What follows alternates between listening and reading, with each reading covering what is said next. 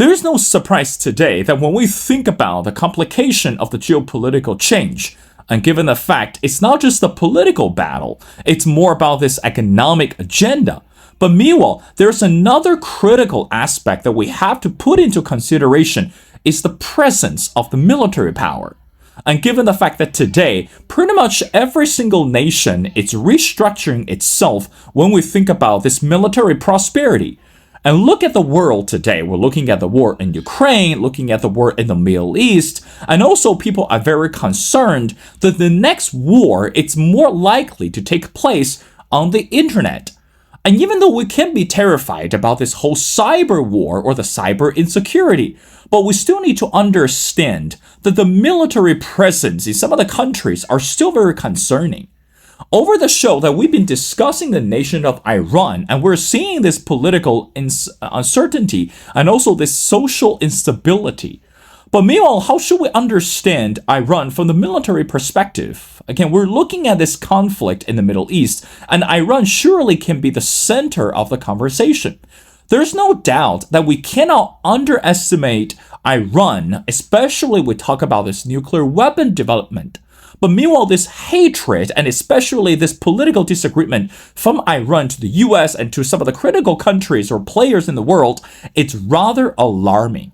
Well, so that's why in this episode, we need to bring back the conversation when we talk about the military presence and possibly regarding the word threat to the international community. Well, ladies and gentlemen, it's my great honor to invite our distinguished speaker, who is Professor Jamsheed K. Again, if you're familiar with our show, and Professor Choksy, it's a political scientist, and he's the expert and help us to understand this political and also this military presence of the nation of Iran. Well, Professor Choksy, and welcome back to The Missing Piece. Thank you for having me back, Will. Well, Professor Choksy, again, I'm very grateful that you're able to share this amazing article with me, which is entitled Iran's West Asian Neo-Empire, Armed and Ready. Now, this is such a critical article. I want to get started and I want to get your further explanation. This is something that you wrote, and I quote, Iran claimed that its political and military involvement in neighboring countries and waterways are geared to, quote, fight terrorism and help establish peace, stability, and lasting security. Professor Choksy, when we talk about the nation of Iran, and of course, everyone understands it's rather difficult to use the word peace, stability. I mean, internally speaking, last time you and I, we had the conversation, this country, it's in chaos. And also politically, citizens, especially the younger generations, are rather dissatisfied. So what does that mean when you wrote that Iran claimed its political and military involvement in neighboring countries and also gear to help with the lasting security? What does that mean, and how do you think we should understand the claim from Iran? Your thoughts? As I go on to argue in the piece, together with my co-author, I argue in the piece that in reality,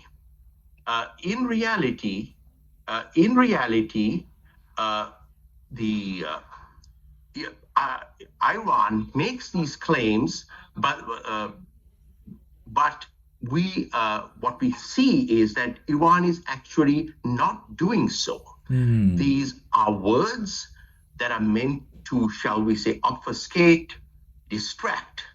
Because if we look at even little snippets of what's going on here, Iran has essentially co-opted, armed, created militias that are loyal to it. And that's what I mean by the term neo-empire. Rather than actually moving in like empires of the past, taking over territory, they essentially are using the local people, and not the entire people, but parts of the population, armed parts that they arm, that are loyal to Tehran, to operate on their behalf against those own nations and against their neighbors.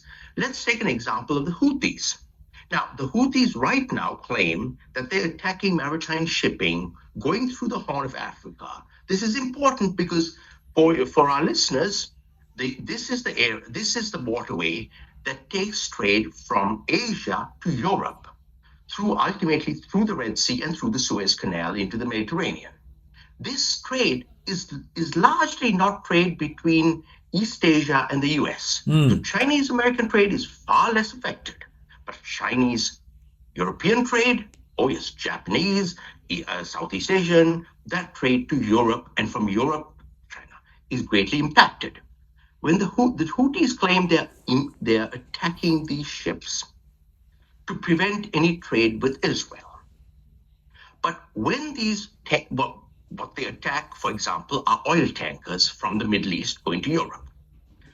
When those tankers start leaking oil, they're leaking oil into the Indian Ocean, the Arabian Sea, and even right off the shore of Yemen.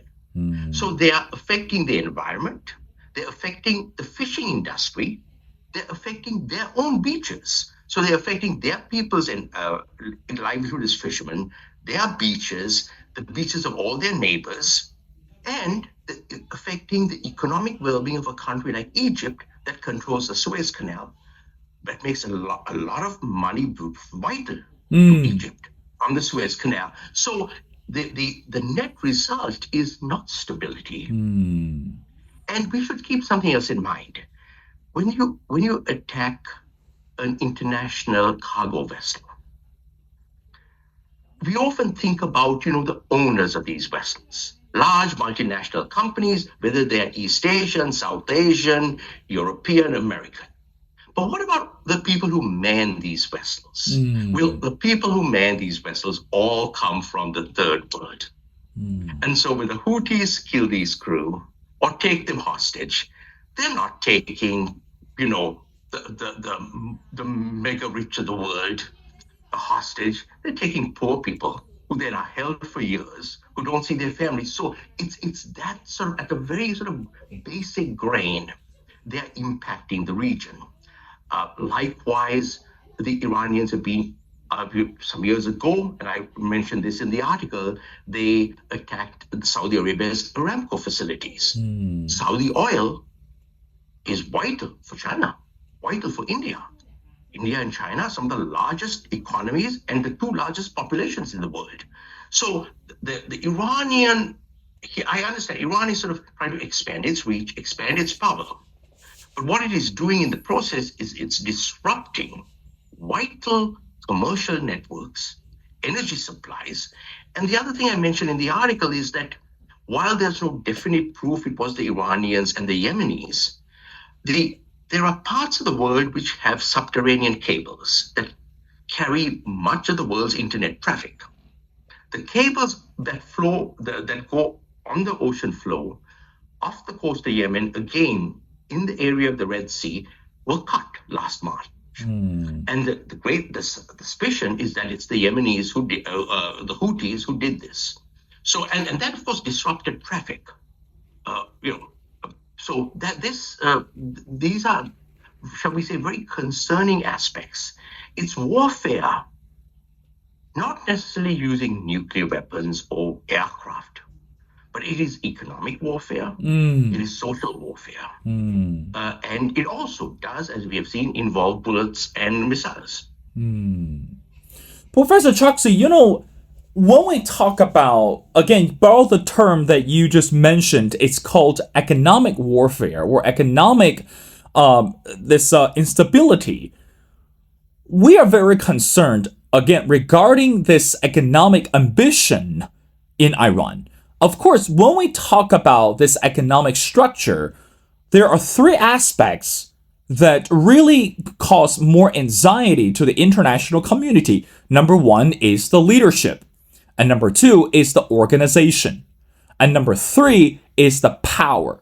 Now, let's talk about this organization. In the article, Professor Choksy, you also wrote that Iran has established a territorial network of like-minded, aggressive, regional retainers. I mean, now, let's just stop there for a second. How should we understand those two terms? Number one, it's aggressive. And number two, it's like-minded. And we know that today, network, it's so much critical, right? Are so much critical to the international players.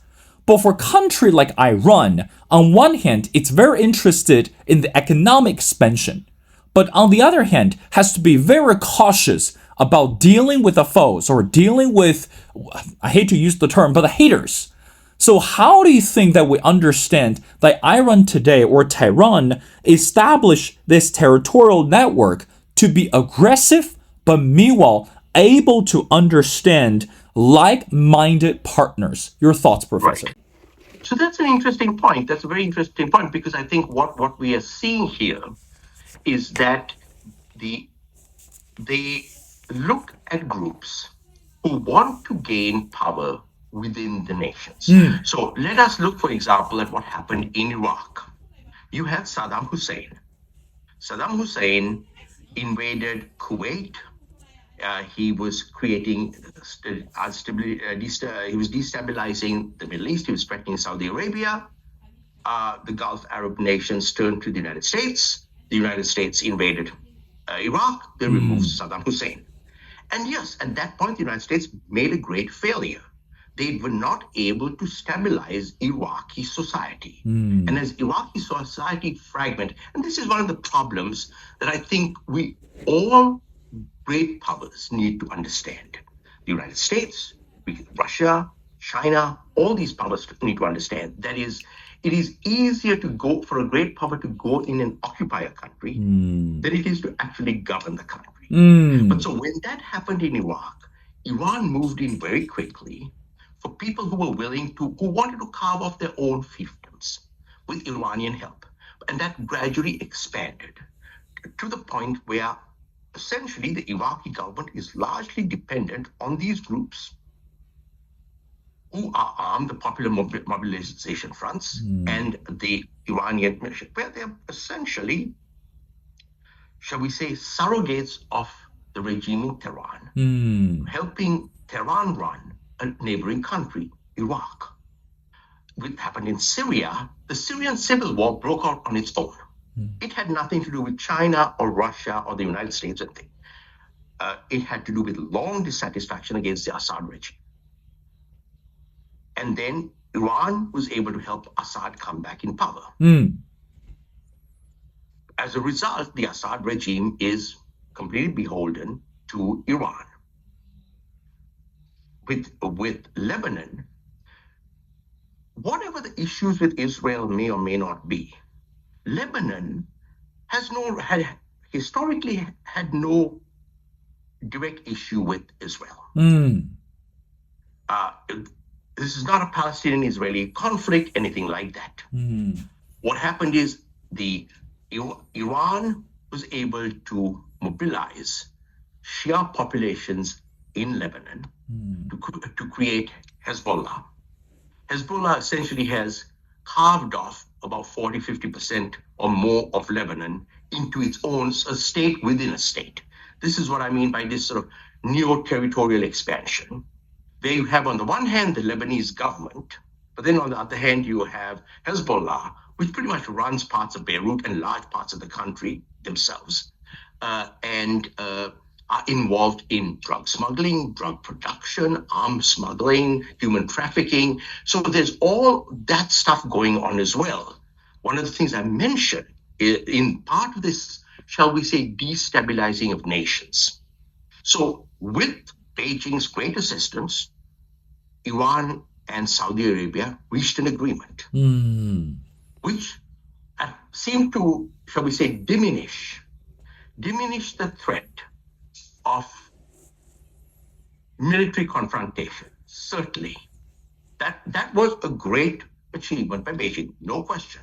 However, the Iranians then, shall we say, circumvented Beijing by launching an indirect attack against Saudi society through narcotics, a drug called Captagon, which is smuggled into Saudi Arabia.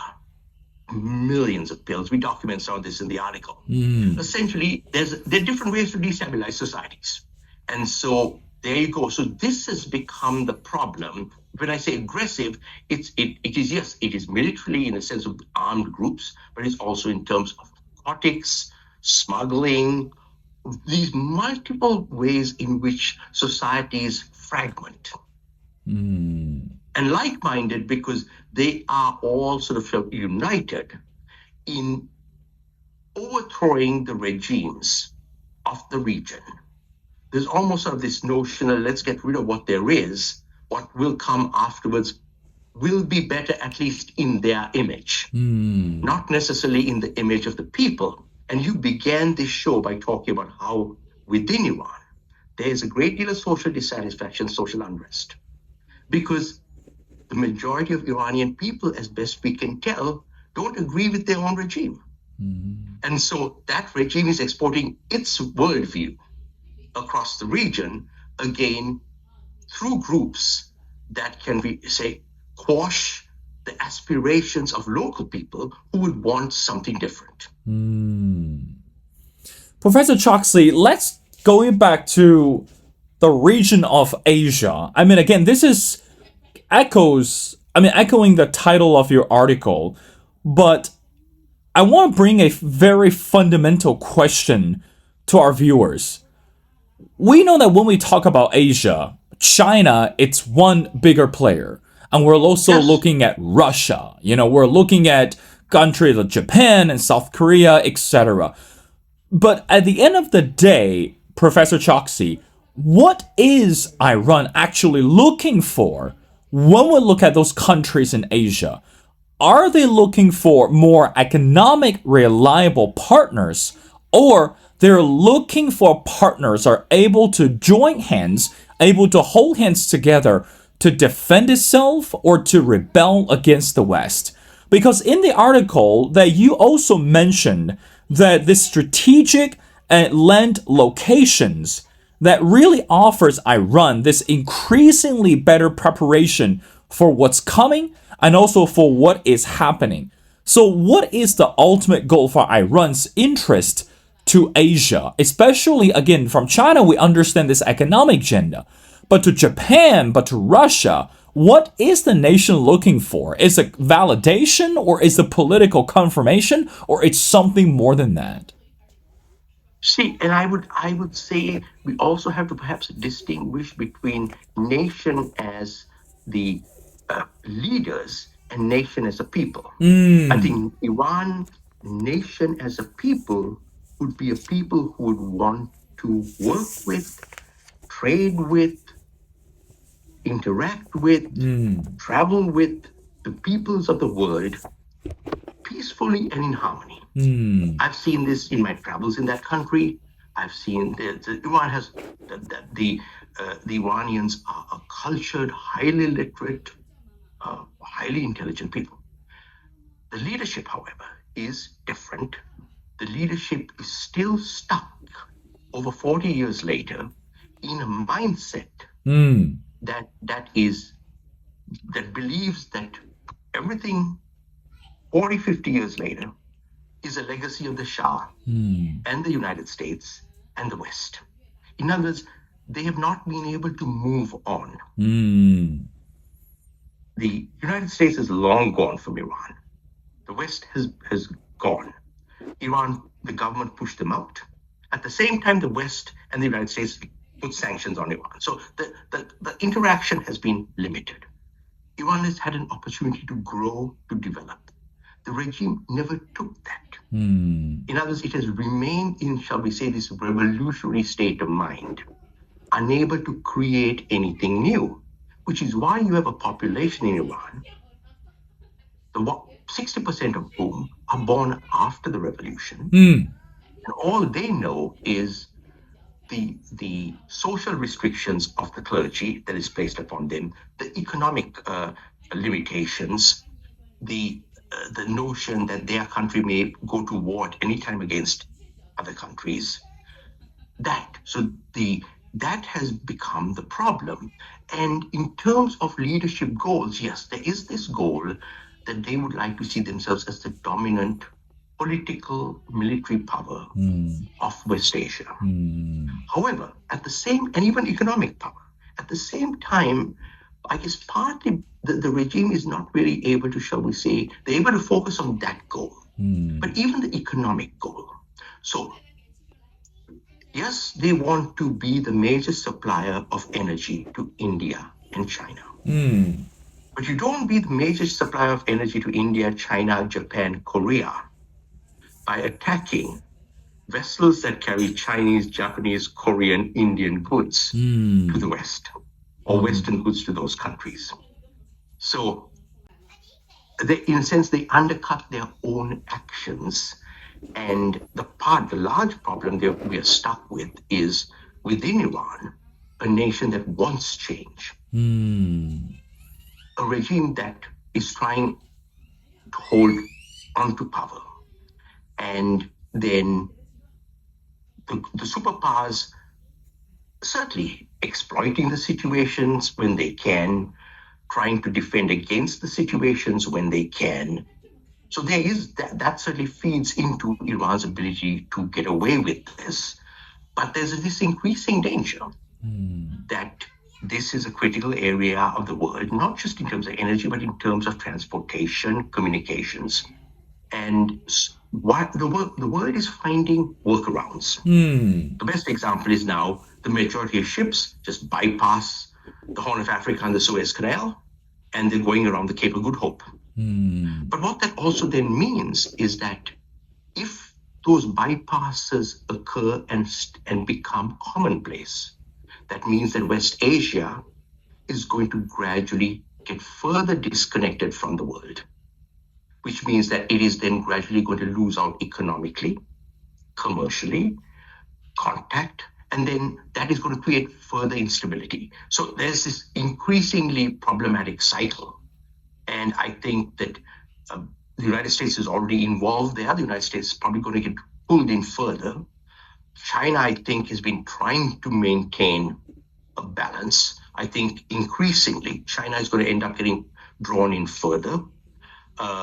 So it's going to be interesting to see how this actually plays out in the long run. The problem is that until the Iranian people are able to express their own wishes, it's not clear that there will be internal change that can then help with external change.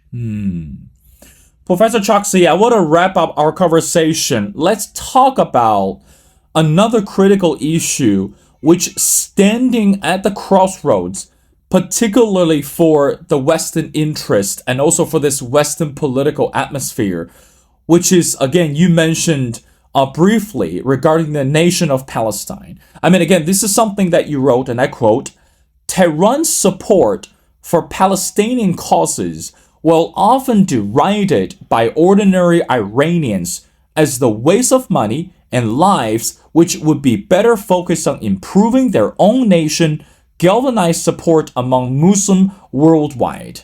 Now, I think the question, let's start with, how should we understand this support from Tehran for this Palestinian causes? And why do you think that the people in Iran today that really believe that Iran or the current leadership in Iran should focus on improving their own nation and galvanize support among Muslims worldwide? What message does that send to the West? And what message does that send to the international community? Your final thoughts. And that's an excellent question, Bill. That's an excellent question, because if you look at the amount of resources that Iran expends in regional conflicts, for the ordinary Iranian, where inflation in reality, day to day, not the government figures, but day-to-day figures, runs 40 to 50%, where there is chronic unemployment and underemployment, particularly among the younger generations. You come out of the university, you have no job. Okay? These issues have become central. So for the Iranian population to see their government funding military adventures, and this is something that we're seeing across the world. Increasingly, populations are questioning their nation's use of resources in military conflicts around the world. This is happening, but in Iran, particularly, given the internal economic problems, given the internal economic stagnation, this is a critical issue. So for the Iranian people, they see the political and military involvement of Iran in regional conflicts, including Palestine, as something that essentially impacts their own well-being, but they also see it as further extending and convoluting the problems and preventing solutions. So that becomes the second part.